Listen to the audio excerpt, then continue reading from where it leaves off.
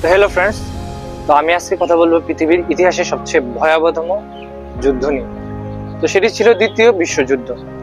তো দ্বিতীয় বিশ্বযুদ্ধ হচ্ছে পৃথিবীর ইতিহাসে সবচেয়ে ভয়ঙ্কর এবং রক্তক্ষয়ী যুদ্ধ। তো সময়টি ছিল 1939 সালের 1 সেপ্টেম্বর। তো তখন জার্মানির ক্ষমতায় ছিল প্রবল ইহুদি বিরোধী এবং নাৎসি বাহিনীর নেতা অ্যাডলফ হিটলার। তো অ্যাডলফ হিটলার যখন পোল্যান্ড আক্রমণ করে, তখন ব্রিটিশ এবং ফ্রান্স জার্মানির বিরুদ্ধে যুদ্ধ ঘোষণা করে। তো এর মাধ্যমে শুরু হয় দ্বিতীয় বিশ্বযুদ্ধ। তো এই যুদ্ধে প্রধানত দুটি পক্ষ ছিল, একটি ছিল অক্ষ শক্তি এবং অন্যটি ছিল মিত্র শক্তি। তো অক্ষ শক্তিতে ছিল জার্মানি, ইতালি এবং জাপান, এবং মিত্র শক্তিতে ছিল ব্রিটিশ, ফ্রান্স, সোভিয়েত ইউনিয়ন, চীন এবং পরবর্তীতে যুক্তরাষ্ট্র এই যুদ্ধে যোগদান করে।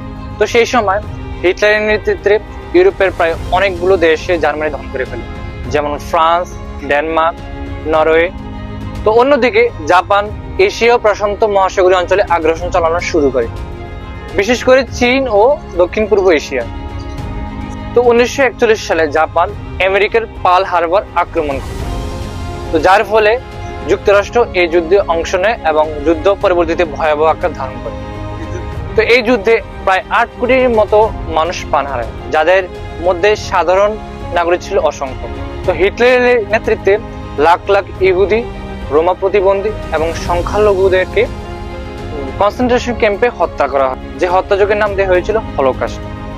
যুদ্ধের মোড় ঘুরে যায় 1944 সালে। ঠিক এই সময় যখন ফ্রান্সের মিত্রশক্তি অভিযান চালায় এবং শেষ পর্যন্ত 1945 সালের মে মাসে জার্মানি এই যুদ্ধে আত্মসমর্পণ করে। 1945 সালের আগস্টে যুক্তরাষ্ট্র জাপানের হিরোশিমা এবং নাগাসাকিতে ভয়াবহ পারমাণবিক হামলা চালায়। তো এর মাধ্যমে জাপানও সেই যুদ্ধে আত্মসমর্পণ করে। তো 1945 সালে এই যুদ্ধ শেষ হয়ে যায় এবং এই যুদ্ধের ফলাফল হিসেবে জাতিসংঘ এবং ইউনাইটেড নেশন গঠিত হয় বিশ্ব শান্তি রক্ষার জন্য। এবং ইন্টারেস্টিং বিষয় হচ্ছে, এই যুদ্ধ শেষ হওয়ার কিছুদিন আগে হিটলার আত্মহত্যা করে এবং জার্মানি ভাগ হয়ে যায় পূর্ব এবং পশ্চিম জার্মানিতে।